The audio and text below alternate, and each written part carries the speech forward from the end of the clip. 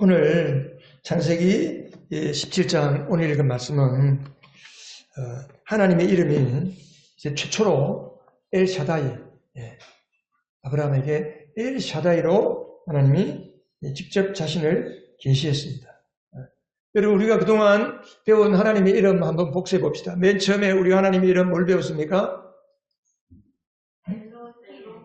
창세기 1장 엘로힘은 어떤 하나님? 전능하신 창조주 하나님. 전능하신 창조주 하나님. 그 다음에 또 하나님의 이름 뭐죠? 엘엘리온. 가장 높으신 절대 권세와 능력을 가지고 이 세상 모든 만물을 통치하시는 하나님. 그게 엘엘리온. 세 번째는 뭐예요?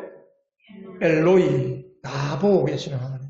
우리의 숨은 것까지도 다 보고 계시고, 우리가 어떠한 형편과 어떠한 상황 가운데 있는지 다 보고 계시는, 감찰하시는, 돌아보시는 하나님, 엘로이. 이런 네 번째, 엘샤다이.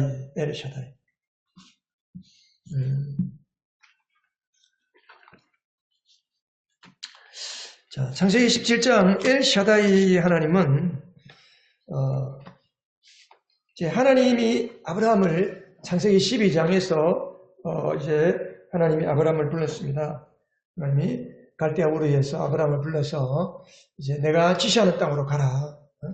너는 복의 근원이 될 것이다. 너는 아비와 친척과 본토를 떠나서 내가 지시하는 땅으로 가라. 큰 민족을 이루게 해주겠다. 하나님이 그런 약속을 했습니다. 그래서 아브라함이 가나안 땅으로 왔습니다. 그리고 이제 15장에 가면, 창세기 15장에 가면 하나님께서 아브라함에게 나타나십니다. 나타나셔서 15장 1절에서 아브라함아 두려워하지 말아라. 내가 너의 방패다. 너의 지극히 큰 상급이다. 이제 그런 말씀을 하십니다. 그럴 때 아브라함이 하나님께 뭐라고 그러냐면 나의 상속자가 없으니 나는 우리 집에서 태어나고 내가 기르고 키운 내 사랑하는 종 엘리에셀이 나의 상속자로 생각하고 있습니다. 창세기 12장에서 하나님께서 아브라함에게 너의 자손이, 너의 후손이 하늘의 별처럼 모든 민족의 큰 조상이 될 것이다 했는데, 이제 시간이 흐르면서 아브라함은 그 약속이 희미해져 가는 거예요. 하나님이 나타나셔서 3절에 보면 주님께서 저에게 자식을 주지 않으셨으니 이제 저의 집에 있는 이 종 엘리에셀이 저의 상속자입니다. 아브라함은 그렇게 이야기합니다. 그러니까 하나님께서 뭐라고 그래요? 그거 아니다. 그러면서 하나님께서 너의 몸에서 태어날 자가 내 후손이 될 것이다. 상속자가 될 것이다. 그리고 그를 데리고 나가서 하늘의 우표를 보게 하고 너의 자손이 저 하늘의 별처럼 많아질 것이다. 하나님 그렇게 아브라함에게 하나님의 약속을 환기시키십니다. 그리고 이제 16장에 넘어가면 아브라함이 86세 때 10년이 지나도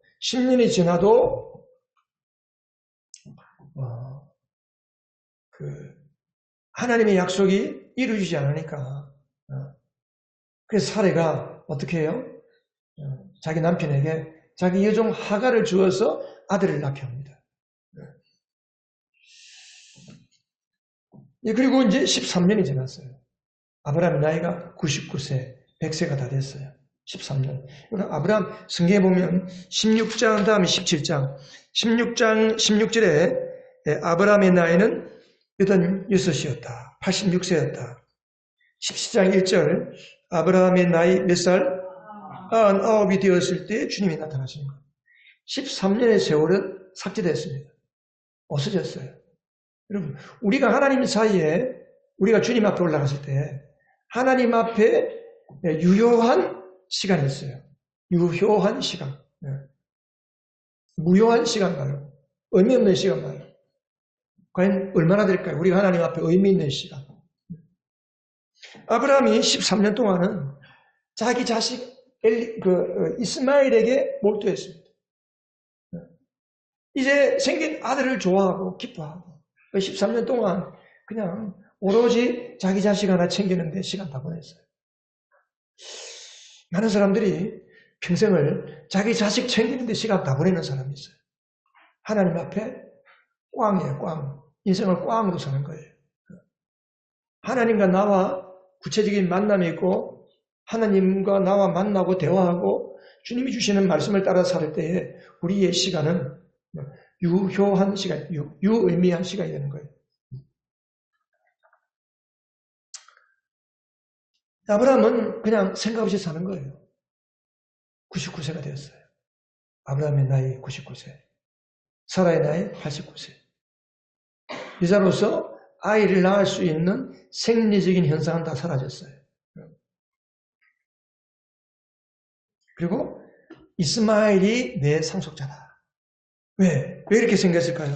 16장에 가면 하갈을 하나님이 만나가지고 네가 아들을 낳을 것인데 이름을 뭐라고 하라 그랬어요? 이스마엘이라고 하라. 그리고 그 이스마엘에게 하나님께서 어떤 약속을 주시잖아요. 네가 그 몸에서 난 아들이 셀 수 없을 만큼 자손이 많아지게 하겠다. 거기에서 많은 통치자가 나오고 많은 민족이 나올 것이다. 그 말을 하갈에게 했잖아요. 하갈이 돌아왔어요. 집으로, 아브라함의 집으로. 하갈이 그 이야기를 아브라함이 했을까 안 했을까요? 했다. 손 들으세요. 네, 안 했다. 손 들으세요. 그럼 손 안 드는 사람 뭐예요? 성경에는 생략이 많아요. 생략이. 우리가 생략된 것을 잘 생각을 해야 돼요. 자, 아브라함이 하갈이 아들을 낳았을 때 이름을 뭐라고 붙였어요? 왜 이스마엘이라고 붙였을까요? 그냥 심심해서? 왜 이스마엘이라고 붙였을까요? 그러니까 하나님이 하갈에게 이야기했으니까 하갈이 자기 주인 사라에게 아브라함에게 말했단 말이에요. 내가 집에서 너무 힘들어 도망쳤는데 길에서 하나님을 천사들을 만났다. 이만 하고 저런 이야기를 하시더라. 그래서 내가 돌아왔습니다. 용서해 주세요. 그리고 애를 낳았는데 애를 이제 사라가 어떻게 했어요? 애를 싹 뺏어갔지. 옛날에 그랬잖아요. 누가 밖에서 이제 옛날에 대리모도 있었고 있잖아요. 애를 낳아줘서. 애 낳으면 싹 뺏어가 버리잖아요. 그 애를 데리고 이제 이스마엘이라고 붙이고 더군다나 하나님이 하갈을 통해서 약속을 주셨잖아요. 큰 민족이 나오고 많은 민족의 지도자들이 나오고 하니까 야, 하나님이 나에게 하신 약속이 누굴 통해 지금 이루어지고 있구나? 라고 착각했어요? 이스마엘을 통해 이루어지고 있다고 착각한 거예요. 그리고 이제 아브라함과 사라의 나이는 아이를 생산할 수 없는 나이가 되는 불가능한 나이가 되어버렸어요. 아브라함도 그냥 다 잊어버렸어요. 하나님의 약속이고 뭐고 간에 그냥 사는 거예요. 하나님이 겁이 났어요. 아, 내가 믿음의 조상을 삼기 위해서 선택했는데 저 친구가 믿음이 없어졌구나. 하나님 찾아오신 거예요. 찾아오셔서 하나님이 자기를 누구라고 소개했습니까? 누구라고 하면서 나타나셨어요? 예. 그 성경 보세요. 나는 누구다? 전능한 하나님이다. 나에게 순종하며 흠없이 살아라. 나는 엘샤다이 하나님이다. 전능한 엘샤다이 하나님이다. 왜 하나님이 임신이 불가능한 그때 오셔서 나는 전능한 하나님이라고 이야기할까요? 이게 도대체 무슨 말씀인가? 그리고 너는 내 앞에서 행하여 완전하라. 개혁 성경에 보면 그래서 나는 전능한 하나님이다. I am Almighty God. I am God Almighty. 나는 전능한 하나님이다. 너는 내 앞에서 행하여 완전하라. 그러면서 4절에서 이하에 쭉 많은 약속을 주십니다. 4절에 보면 나는 너와 언약을 세우겠는데 그 약속을 통해서 여러 민족의 조상이 태어날 것이다. 내가 너를 여러 민족의 아버지로 만들어주겠다. 이름을 바꾸거라. 아브라함은 존귀한 사람, 존귀한 아버지. 아브라함은 열국의 아비, 모든 민족의 아버지. 자기 아내의 이름은 사레. 사레는 그냥 나의 공주, 한 사람의 왕의 여자, 한 사람의 공주. 그런데 사라는 많은 사람이 열국의 의미가 된다. 그리고 3절 이하 7절에 보면 7절은 내가 너와 세우는 언약은 너와 맺을 뿐 아니라 영원한 자손들하고도 맺을 것이다. 그러면서 자손이 생긴다. 씨에 대한 약속을 주시고 그리고 이 땅을 네가 지금 나가대로 살지만 이 땅을 내가 너에게 주겠다. 땅에 대한 약속을 주시는 거예요. 그리고 또 9절 이하에 하나님이 할례를 하라고 그러는 거예요. 할례. 아이가 태어나면 8일째 될 때 할례를 행하는 거예요. 할례를. 자, 나이 100세 90세 된 노인들에게 너무 황당한 이야기 아니에요. 그런데 하나님은 수많은 약속을 주시면서 이렇게 이렇게 해라, 이렇게 이렇게 될 것이다. 계속 이야기하고 있습니다. 그것도 몸에 살갗을 베어내는 그런 할례를 하라고 하기까지 하면서 약속을 주시는 하나님. 어떤 마음에서 그렇게 하셨을까요? 하나님은 어떤 마음에 그렇게 하셨을까요? 하나님은 반드시 내가 약속한 것을 내가 이루겠다. 나는 불가능이 없다. 나는 전능한 하나님이다. 너희들이 아무리 불가능하다 해도 나는 전능한 하나님, 엘샤다이다. 라고 말씀하는 거예요. 여러분 17장 2절 이유를 쭉 한번 읽어보세요. 17절에 보면 아브라함이 땅에 얼굴을 대고 하나님 앞에 엎드려 손잡고 웃는 거예요. 아이고 하나님도 참 농담도 잘하시네. 내가 지금 100세인데 무슨 아이를 낳습니까? 지금 그냥 이스마엘이나 하나님 앞에서 복받고 살면 좋겠습니다. 라고 이야기하고 있잖아요. 지금. 그러니까 뭐 아브라함에게 하나님을 믿는 믿음은 그냥 슬그머니 다 없어진 거예요. 지금. 그리고 나중에 뒤에 가보면 18장에 가면 저기 사라도 마찬가지예요. 사라도 13절에 보면 사라가 11절 12절 13절에 보면 사라는 월경맞에 거쳐서 아이를 낳을 나이가 지난 사람이다. 사라가 나는 기력이 다 쇠진하였고 나의 남편도 늙었는데 어찌 나에게 그런 즐거운 일이 있으랴 하고 속으로 웃으면서 중얼거렸다. 그랬어요. 찾아오신 주님께서 이야기하는 거예요. 어째서 사라가 웃느냐. 사라가 웃은 대로 웃는 아들이 태어났어요. 이삭이라는 이름이 뭐예요? 웃는다는 걸 웃는다. 어쨌든 하나님께서 이렇게 사람은 끝났다고 생각하지만 하나님은 사람이 끝난 그 시간에 하나님은 시작입니다. 여러분이 끝났다고 생각하는 게 있습니까? 나는 이제 아무것도 할 수 없어. 나 이제 끝났어. 나는 그냥 이렇게 살다가 그냥 되는 대로 사는 것뿐이야. 난 아무리 희망도 없고 소망도 없고 나에게 무슨 낙이 있겠나. 그냥 사는 거지. 그냥 혹시 그런 분 있습니까? 오늘 엘샤다의 하나님을 만나시고 하나님에 대한 소망을 가지시고 사라진 믿음을 회복하시고 죽은 몸과 같은 여러분의 몸이 다시 살아나기를 주님으로 축복합니다. 샤다이라는 말의 뜻이 뭡니까? 샤다이. 이 샤다이라는 말은 영어로 almighty. 이 샤다이라는 말은 1차적으로 이거 PPT에 썼나 모르겠다.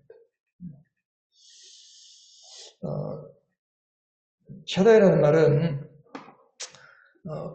그 1차적인 의미, 그냥 겉에 나타나는 의미가 뭐냐면 능력의 능력. 근데 능력이 어떤 능력이냐면 악한 능력이 아니고 관대하고 모든 것이 너그럽고 풍부한 능력, 모자람이 없는 능력. 그걸 가리킬 때 샤다이라고 합니다. 샤다이. 이 샤다이라고 하는 말의 어원은 어디에서 왔냐 하면 히브리어 사드라고 해요. 사드. 우리나라 뭐 성주에 사드 배치하는 그 사드가 아니고 샤드. 샤드라는 말인데 이 샤드라는 말은 뭘 뜻하냐 하면 여인들의 젖가슴을 의미하는 거예요. 이 뭐냐면 여인들의 젖가슴은 아이를 낳으면 아이에게 젖을 먹여주는, 아이에게는 만병통치약이에요. 엄마의 젖이.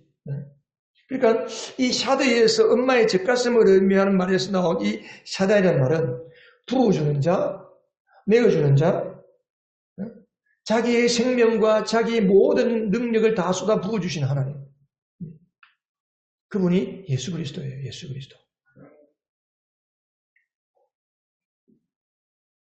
그래서 하나님은 하나님의 모든 생명을 우리에게 다 쏟아 부어주시면서 우리에게 사람의 생명이 아니고 이 땅의 목숨이 아니라 하나님의 생명, 아들 예수 그리스도의 생명을 우리로 하여금 얻게 하고 그 생명으로 살게 하고 그 생명의 능력을 가지고 살게 하는 것이 이게 예수 믿는 거예요. 그게 구원이에요. 그게 구원. 그냥 주일날 교회 나오고 우리가 열심으로 내 수준만큼 살다가 그냥 주님 앞에 가는 게 아니고 우리가 사는 능력은 여러분의 능력으로 사는 사람은 믿음이 없어도 여러분의 능력으로 사는 거예요. 사람들이 그럽니다. 기도하러 와가지고 하나님 도와주세요. 도와주세요. 자꾸 그러는데 내가 이걸 하는데 도와주세요. 물론 하나님 도와주시면 좋죠. 근데 그 기도는 잘못된 기도예요. 도와주시는 게 아니고 하나님이 나를 통해 뭘 원하시는지 하나님이 나를 통해 하실 게 뭔지를 알고 그것을 구하고 그것에 내가 사용되기를 원하고 하나님의 그 뜻을 구하며 나갈 때 하나님은 우리에게 하나님의 능력도 채워주시고 생명도 채워주시고 필요한 시간과 물질과 모든 것을 하나님은 채워주시는 거예요.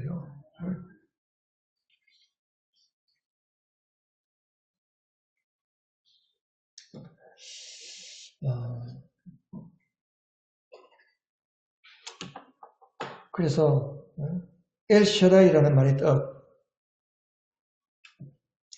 엘샤다이는 뭐라고요? 뜻이? 그 전능하신 하나님의 이름의 의미가 뭐라고요? 쏟아부어 주시는 분, 채워주시는 분. 따라하시죠. 쏟아부어 주시는 분, 채워주시는 분. 그게 엘샤다이, 엘샤다이.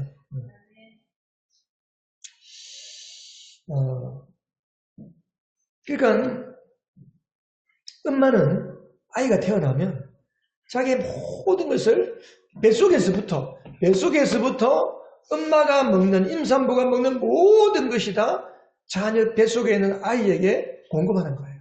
그게 영양분이 되는 거예요. 생명이 흘러가는 거예요. 그게 쏟아부어주는 거예요. 그러니까 샤다이라는 말이 엄마의 젖가슴에서 나왔다. 쏟아부어준다. 그러니까 우리는 하나님의 젖가슴을 빠는 사람들이에요. 쉽게 말하면. 이사야서에 보면 그런 말씀이 나와요.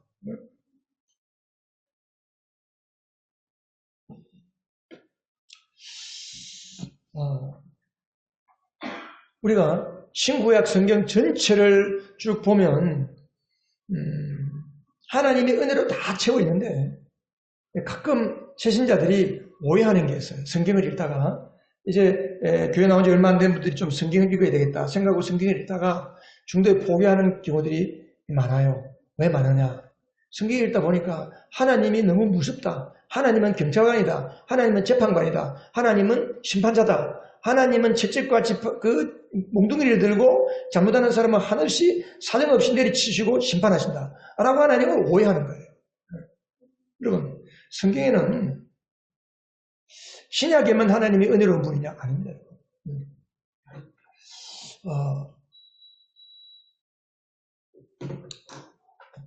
구약 성경은 우리가 상상할 수 없는 하나님의 은혜, 하나님은 무한 오래 참으시고 그리고 기다려주시고 우리에게 사랑을 부어주시고 채워주시는 분으로 나타나 있습니다. 여러분 구약 성경 한번 읽어보세요. 이스라엘 백성들이 하나님 앞에 어떻게 살았습니까? 하나님을 잘 섬겼습니까? 하나님을 눈만 뜨면 하나님을 반죽했어요. 하나님의 속을 문드러지게 만들었어요. 온갖 우상 숭배를 다하고 하나님이 그토록 싫어하는 하나님이 약속한 가나안 땅에 들어갔는데도 불구하고 요수아 시대 사람들이 다 죽고 나니까 그 다음 세대 사람들이 일어나서 바알과 아세라를 섬기고 그 가나안 땅 사람들이 문화에 다 젖어버려서 온갖 가난과 음란과 바알과 아세라의 그 음란한 신을 쫓아다니고 그 삶을 그대로 따라 답습하는 거예요. 심지어 자기 아들을 불살라 태워드리는 제사까지도 지냈어요. 이스라엘 하나님을 섬긴다는 사람들이. 얼마나 하나님의 마음을 찢어놓고 하나님의 속을 썩였는지 몰라요. 구약의 이스라엘만 그랬어요? 우리도 똑같아요. 우리도. 하나님의 속을 팍팍 긁고 팍팍 썩게 하는 게 우리의 모습이에요. 근데 하나님은 이스라엘을 끝까지 기다려주시는 거예요. 끝까지. 그리고 징계하고 채찍으로 때려서 바벨론으로 포로가 되어가게 하고 70년 만에 다시 돌아와서 다시 세워주시는 거예요. 하나님께서 화가 머리 끝까지 났지만 그래도 폭발하지 않고 참고 기다려주시는 거예요. 물론 가끔 징계하시죠. 잘못하면 징계하시죠. 징계가 목적이 아니죠. 회개하고 돌아오도록 하기 위해서. 그러니까 구약 성경, 아니 신구약 성경 전체가 다 하나님의 기다리시는 하나님. 우리를 기다리시는 하나님. 그래서 베드로 후서에서는 하나님께서 뭐라고 그랬어요? 하나님은 하루가 몇 년 같고 하루가 천년 같고 천년을 하루같이 기다리시는 하나님이시다 그랬어요. 하나님이 이런 마음으로 아브라함을 75세 때 불러서 100세가 될 때까지 기다려주시는 거예요. 하나님은 다 보고 계신 하나님, 엘로이 하나님으로 계시다가 하나님께서 하나님을 찾는 사람들을 둘러보고 계신 거예요. 어떤 사람을 내가 선택해서 믿음의 사람으로 만들까? 그래서 아브라함을 선택한 겁니다. 하나님이 아브라함을 선택한 이유가 뭘까요? 여기 18장 19절에 보면 하나님이 아브라함을 선택한 이유가 나와요. 18장 19절 한번 같이 한번 읽어볼까요? 시작. 내가 아브라함을 선택한 것은 그가 자식들과 자손을 잘 가르쳐서 나에게 순종하게 하고 옳고 바른 일을 하도록 가르치려는 뜻에서 한 것이다. 그의 자손이 아브라함에게 배운 대로 하면 나는 아브라함에게 약속한 대로 다 이루어주겠다. 간단하게 말하면 아브라함의 믿음이 자손에게 전수되도록, 한마디로 말하면 믿음이 온전해서 나의 신앙을 나의 자식에게도 그대로 전수해 줄 수 있는 믿음의 사람 되도록 하기 위해서 하나님은 아브라함을 부르신 거예요. 근데 우리는 어때요? 우리의 믿음 하나 제대로 간수도 못하고 내 자식은 그냥 가끔 보면 제가 그런 생각이 들 때 있어요. 자식을 믿음 관계없이 그냥 돈 잘 벌고 출세하고 잘 먹고 잘 사는 자식으로 키우기를 원하나? 자식을 위해서 뭘 기도하나? 여러분 자녀를 위해서 어떤 기도를 많이 하세요? 하나님이 내 자식이 매일매일 성경 읽고 하나님을 찾고 하나님의 지혜가 있고 하나님을 잘 섬겨서 하나님의 사람이 되게 해달라고 기도를 해요. 아니면 우리 자식이 건강하고 공부 잘하고 좋은 대학 가고 건강해서 출세하고 좋은 직장 가고 시집장가 잘 가고 큰 아파트에 살고 출세해서 큰 돈 많이 벌게 해주세요라고 기도를 많이 하세요. 아무 탈 없이 그냥 자기들 살고 싶은 대로 잘 살게 해달라고 그렇게 기도하세요. 여러분 한번 생각해 보세요. 하나님은 딱 한 가지만 원하는 거예요. 딱 한 가지. 뭐예요? 뭘 원하세요? 믿음을 원하세요. 믿음. 그래서 하나님께서 17장 1절에서 나는 전능한 하나님이다. 엘샤다이 하나님이다. 그리고 하신 말씀이 뭐예요? 너는 내게 순종하며 흠없이 살아라. 예전 성경에 보면 너는 내 앞에 행하여 완전하라. 이게 뭘 이야기하는 거예요? 하나님 앞에 우리가 내가 힘을 다해서 어떤 공로를 쌓고 믿음의 행실을 많이 쌓고 그걸 말하는 게 아닙니다. 니는 내 앞에 믿음만 제대로 가지라. 온전한 믿음, 순결한 믿음, 정결한 믿음, 깨끗한 믿음을 가지라. 믿음을 가져요. 믿음. 제대로 된 믿음을 가지라. 아브라함이 지금 제대로 된 믿음을 갖고 있습니까? 아니요. 믿음 다 잃어버렸어요. 하나님은 네 몸에서 날짜가 네 자식이 된다. 15장에서 약속하시고 하늘의 별처럼 바다 모래처럼 내가 많게 해주겠다 약속했는데 10년이 지나면서 86세 때 그걸 못 기다리고 이스마엘이라고 하는 아들을 낳았잖아요. 자기 노력으로. 우리는 많은 경우에 내 노력으로 나의 믿음을 만드는 경우가 많아요. 그걸 가리켜서 무슨 신앙이라고 해요? 기복신앙이에요. 기복신앙. 내가 노력한 만큼, 내가 하나님께 드린 만큼 하나님도 나도 해주실 거야. 완전히 인본주의 사상입니다. 하나님은 우리에게 원하시는 것이 하나님의 주시는 믿음.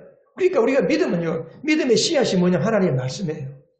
말씀이 나에게 들어오고 오늘 설교를 들을 때 말씀을 수도 없이 많은 이야기를 하지만 그 말씀 중에 한마디의 말씀이 나에게 탁 깨달아지고 그 말씀이 내 심령 가운데 떨어지면 그것이 여러분의 믿음이 되는 거예요. 그 말씀은 들음에서 나고 들으면 그리스도의 말씀으로 말미암는다. 하나님의 말씀을 들을 때에 그 말씀을 통하여 성령께서 나의 믿음을 만들어 주시는 거예요. 그냥 줄기차게 열심히 주일날 교회 잘 나오고 그냥 그렇게 참석하면 나의 믿음이 좋을 것이다. 그건 우리 생각이지. 하나님은 그걸 원하시는 게 아닙니다. 그래서 하나님이 99시 된 아브라함에게 찾아오신 거예요. 그러니까 엘샤다이 하나님을 만나고 나서 다시 아브라함의 믿음이 회복이 됐어요.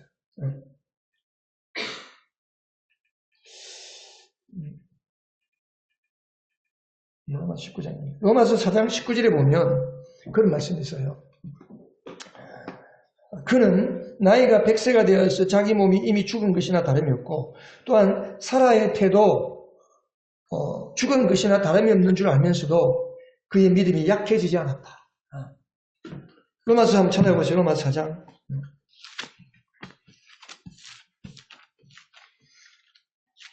여러분, 우리가 믿음이 언제 흔들립니까? 여러분, 주로 믿음이 언제 흔들려요? 여러분은?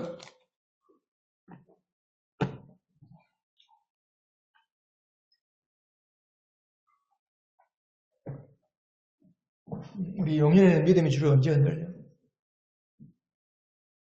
여러분은 믿음이 언제, 믿음은 여러분하고 이거 제 질문하고는 상관이 없습니까? 여러분은 믿음이 항상 생생하게 살아있는 분이시죠? 언제 믿음이 흔들리느냐? 여러분, 어려울 때, 힘들 때, 절망이 찾아올 때, 그때 믿음이 흔들립니까? 아닙니다, 여러분. 우리 그때 믿음이 더 굳세어질 수 있어요. 믿음이 언제 흔들리느냐? 믿음이 언제 없어지느냐? 여러분이 잘 될 때예요. 내 원하는 대로 다 잘 될 때. 굳이 하나님 없어도 되거든. 돈을 잘 번다. 왜 한국 교회가 쇠락하는 줄 아세요? 왜 교회 사람들이 안 나오는 줄 아세요? 먹고 살만하거든, 이제. 그러니까 돈이 하나님이에요, 돈이. 요즘 젊은 사람들, 요즘 40대, 50대, 돈이 하나님이에요. 돈만 있으면 만사 오케이. 굳이 내가 뭐 주일날 힘들게 교회 가서 예배 드리고 그 시간에 해외 여행 가지. 이번에도 뭐 다음 달, 이제 9월달 15일부터인가 추석이 뭐 4일 동안 연휴가 되던데. 공항이 벅적벅적합니다. 그냥. 돈이 없다. 다 거짓말이에요. 요즘 젊은 사람들 돈 벌어가지고 뭐예요? 노는 데 쓰니 노는데. 그 뭐예요? 돈이 하나님인 거예요. 쾌락이 하나님인 거예요.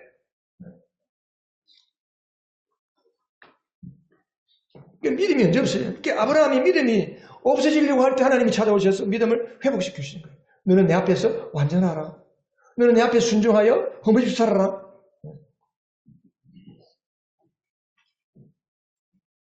우리가 엘샤다이를 생각할 때 전능하신 하나님을 경험하기 위해서 나에게 하나님이 요구하신 것이 뭐예요? 뭐라고요? 두 글자 뭐예요? 믿음. 좀 더 말하면 정결한 믿음, 순결한 믿음. 근데 그 믿음도 내가 가지는 게 아니죠. 내가 가지는 게 아니고 하나님이 우리의 믿음을 부어주신 겁니다. 그래서 예수님이 어떤 분이냐 하면 사도행전 10장 38절에 보면 하나님께서 먼저 예수님에게 성령과 능력을 기름 붓듯 부어주셨다. 그래서 예수님이 두루다니면서 자, 사도행전 10장 38절 같이 한번 읽어보겠습니다. 하나님께서 나사렛 예수에게 성령과 능력을 부어주셨습니다. 이 예수는 다니면서 하나님을 하시고 마귀에게 억눌린 사람들을 모두 고쳐주셨습니다. 그것은 하나님께서 하시기 때문입니다. 자, 요한복음 7장 37절. 자, 목마른 사람은 다 내게로 와서 마셔라. 나를 믿는 사람은 성경이 말한 바와 같이 그 배에서 생수가 강물처럼 흘러나올 것이다. 하나님은 예수 그리스도에게 하나님의 생명을 부어서 하나님이신 예수 그리스도가 엘샤다이이신 예수 그리스도께서 오셔서 우리에게 성령과 능력을 가지고 모든 억눌린 사람들, 귀신에게 억눌린 사람들 다 고치시는 거예요. 그리고 예수님께서 목마른 사람들, 사모하는 사람들, 이 땅에 사는데 목이 마르고 갈증이 있는 사람들 다 내게로 와서 마시라. 나를 믿는 사람은 내가 그 안에 들어가서 그에게 생수가 되어서 흘러 넘치게 주시겠다. 우리를 채워주시겠다. 우리를 부어주시겠다. 하나님 그렇게 말씀하는 거예요. 그러니까 하나님은 언제 우리를 이렇게 엘샤다이로 찾아오시느냐. 절망할 때, 낙심할 때, 내가 끝났구나. 나는 이제 아무런 소망이 없어졌구나. 라고 할 때 아니야. 나는 엘샤다이야. 내가 너에게 부어줄게. 내가 너를 찾아간다. 내가 너를 세워줄게. 내가 너를 붙잡아줄게. 내가 너에게 생명을 부어줄게. 주님이 그렇게 말씀하는 거예요. 아멘. 여러분, 엘샤다이 하나님은 우리가 어떻게 이 정결한 믿음을 주실까요? 우리를 하여금 엘샤다이를 경험하게 하시는데 어떤 믿음을 통해서 경험하시느냐. 우리에게 정결한 믿음, 순결한 믿음을 갖게 하기 위해서 하나님은 어떻게 하시느냐. 하나님은 우리를 징계와 정기를 통하여 엘샤다이 하나님을 부어주십니다. 하나님의 생명을 부어주시고 능력을 부어주시는 거예요. 엘샤다이라는 말이 성경에 약 48회 정도 나옵니다. 48번 정도 나오는데 그 중에 절대 다수 31번이 욥기에서 나와요. 욥기에서. 왜 욥기에서 그렇게 나왔을까요? 욥은 세상 사람이 감당할 수 없는 인류 역사상 가장 큰 어려움과 고난을 겪고 살았던 사람입니다. 하나님도 인정한 의인이었지만 세상 사람들이 감당할 수 없는 마귀의 시험을 통해서 목숨 겨우 하나 붙어 있고 모든 것이 다 망가지고 이그러지고 고통과 괴로움 가운데 사는 사람입니다. 그래서 욥기 5장 17절로 18절에 보면 그런 말씀이 있어요. 하나님께 징계를 받는 사람은 그래도 복된 사람이다. 그러니 전능하신 분의 훈계를 거절하지 말아라. 이거 샤다이, 전능하신 엘샤다이의 훈계를 거절하지 말아라. 하나님은 찌르기도 하시지만 싸매 주시기도 합니다. 상하기도 하시지만 손수 낫게 해주신다 하는 그런 말씀이 있어요.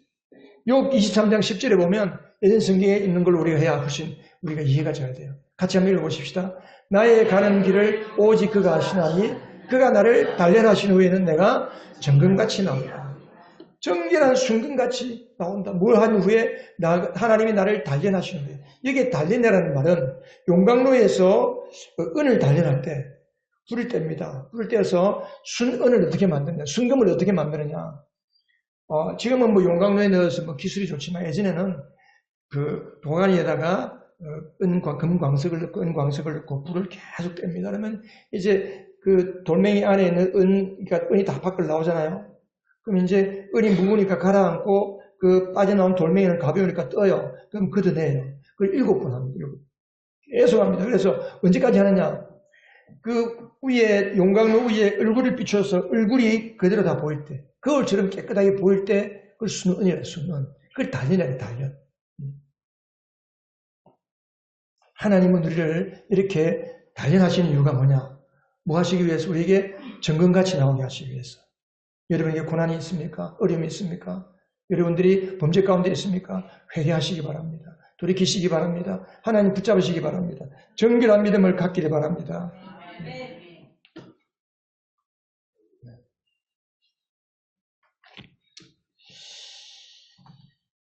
자, 고린도후서 12장 9절로 10절에 보면 바울이 이렇게 고백하고 있습니다. 그러나 같이 한번 읽어볼까요? 시작. 그러나 주님께서는 내게 이렇게 말씀하셨다. 내 은혜가 내게 족하다. 내 능력은 약한 데서 완전하게 된다. 그러므로 그리스도의 능력이 내게 머무르게 하기 위하여 나는 더욱더 기쁜 마음으로 내 약점들을 자랑합니다.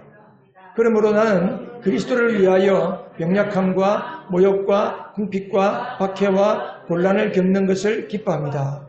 내가 약할 그때에 오히려 내가 강하기 때문입니다.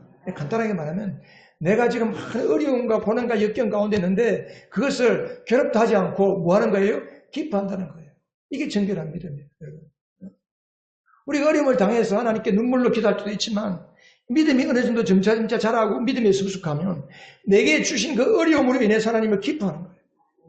내가 어려움을 통해서 하나님께 기도할 때 기쁨이 찾아오고 즐겁고 감사하고 평안이 있고 하면 그 사람은 고침받은 거예요. 문제가 해결된 거예요. 그게 하나님의 응답이에요.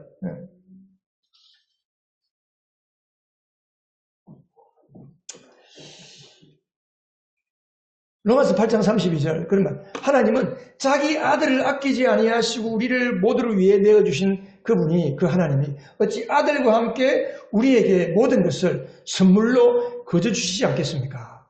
하나님 그렇게 바울이 그렇게 이야기했어요. 여러분 하나님은 우리를 채워주시고 부어주시기 위해서 하나님의 아들을 주기까지 십자가에 내어주시기까지 우리를 사랑하셨습니다. 그리고 그 안에 머무르라고 이야기하고 있습니다. 내 안에 머물러 있으라. 내 안에 거하라. 나의 말 속에 거해라. 내 말이 너희 안에 거하라. 너희가 내 안에 거하라. 내 안에 머물러 있으라. 주님 말씀하는 거예요. 매일 하나님을 만나시기 바랍니다. 말씀을 먹습니까, 여러분? 하나님을 만난다는 것은 매일 말씀을 먹는 거예요. 말씀을 읽는 거예요. 말씀 안으로 들어가는 거예요. 말씀을 먹는 것은 엘샤다의 하나님의 젖을 빠는 거예요, 여러분. 베드로전서 2장 한번 쳐다보세요. 베드로전서. 히브리서, 야고보서, 베드로전서. 베드로전서에 보면 그래요. 2장 2절 갓난 아기들처럼 순수하고 신령한 젖을 그리워하십시오. 여러분은 그것을 먹고 자라서 구원에 이르러야 합니다. 하나님의 젖을 먹으라는 거예요. 이게 말씀입니다. 아침에 일어나서 가장 좋은 시간에 하나님의 말씀을 읽고, 여러분 말씀을 읽지 않는 사람은 그냥 내 마음대로 살겠다는 거예요. 하나님의 은혜를 구하면서 하나님의 말씀을 내팽개치고 산다. 내 힘으로 살겠다는 거죠.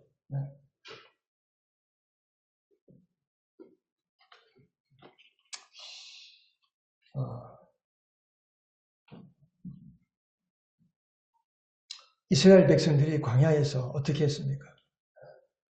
광야에서 히브리서에 보면 히브리서 2장에 보면 그런 말씀이 나와요. 히브리서 3장에 보면 3장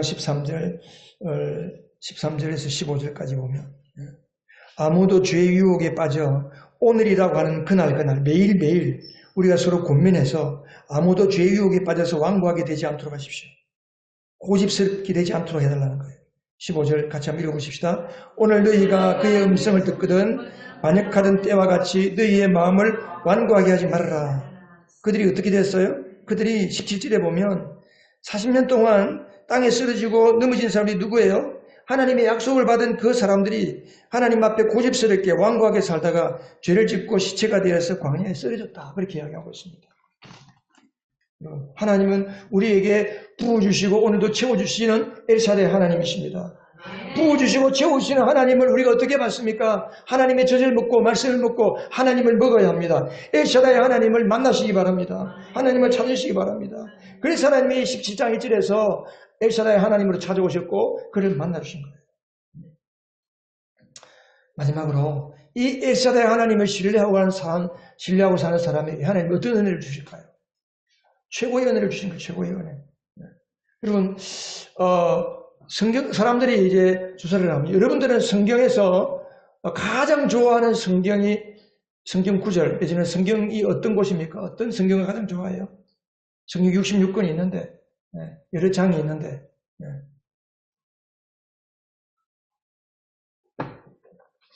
안 믿는 사람들도 우리 예수 믿는 사람은 시편 23편에 예수 믿는 사람들이 거의 좋아하는 1, 2위에 들어갑니다.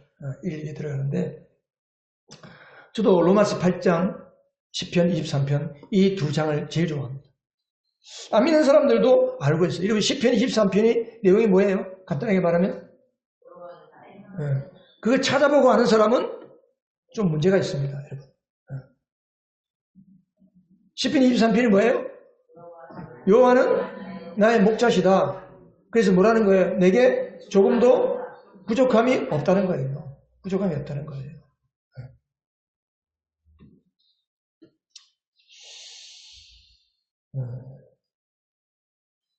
여러분, 다윗이 쓴 시인데 여호와는 나의 목자.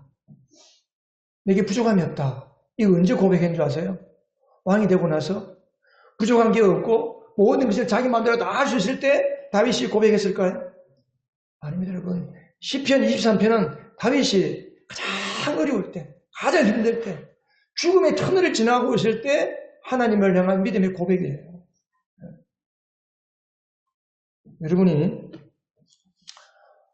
여러분이 만일 암 판정을 받고 나서 그것을 허락하신 하나님을 향해서 하나님은 내게 부족함이 없는 선한 목자입니다. 라고 고백할 수 있을까요? 여러분의 가족 중에 누군가가 운전을 하고 가다가 술 취한 사람이 우리 가족의 차를 들여받아서 가족이 그 자리에서 즉사했다. 그랬을 때 하나님을 향해서 여러분은 하나님은 나의 부족한 것을 다 채워주시는 하나님은 나의 선한 목자, 하나님은 내게 부족함이 없는 선한 목자입니다. 라고 고백할 수 있을까요?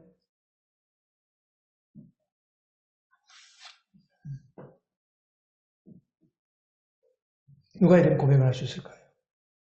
엘샤다의 하나님을 아는 사람, 엘로히 하나님을 아는 사람, 엘로힘 하나님을 만난 사람만이 이 고백을 하는 거예요. 거꾸로 말하면 내가 암 판정을 받고 내 가족이 지금 다 몰살을 당하고 다 죽었다. 이번에 그 서울시청에서 역주행하다가 뭐 이렇게 또 죽은 사람, 이번에 또 화재가 나가지고 뭐 부부가 죽고 아이만 남은 뭐 그런 사람 있었죠? 내가 잘못 알고 있나? 하여튼 뭐 그런 것 같아. 장례식에 부부의 영정사진이 같이 있고 뭐 이런 걸 내가 잠깐 본 것 같은데. 그 장례식장에서 하나님 앞에 하나님은 내게 부족함이 없는 나의 목자입니다. 라고 고백할 수 있는 그런 것이 언제냐. 평탄할 때, 좋을 때에 그런 고백은 나오지 않습니다. 어려울 때, 내가 낙심하고 절망했을 때, 내게 죽음이 찾아왔을 때에, 그때에 하나님을 만난 사람만이 고백할 수 있는 것이 여호와는 나의 목자, 내게 부족함이 없습니다라고 고백할 수 있습니다. 다윗처럼 바울처럼 내가 궁핍하고 병들고 죽음의 골짜기를 지나고 있을 때에 그 주님을 찾고 주님을 사모하고 내가 주님을 목말라 할 때에 주님께서 나를 선한 목자가 되어주시고 맑은 시냇가로 줄 많은 물가로 인도해 주시는 것입니다. 그때 내 속에서 하나님을 사모하고 하나님을 목말라 할 때 내 속에서 솟구쳐 나오게 하는 그 생수로 인해서 우리가 이런 고백을 할 수 있습니다. 이런 사람은 다른 사람을 향해서도 채워주고 부어주는 사람이 될 수 있습니다. 사랑하는 이런 가족 여러분, 믿음의 완성에는 시간이 걸립니다. 어느 날 하루아침에 믿음이 완성되지 않습니다. 아브라함처럼 많은 시행착오를 겪고 실수를 많이 하는 게 정상적입니다. 그러나 그렇게만 산다고 우리의 믿음이 완성되는 게 아닙니다. 우리가 사모해야 돼요. 주님을 목말라 찾기를 바랍니다. 그럴 때 하나님 우리를 찾아오시고 우리를 만나주시고 나를 만져주시고 엘샤다의 하나님으로 우리를 만나주실 것입니다. 기도하십시다.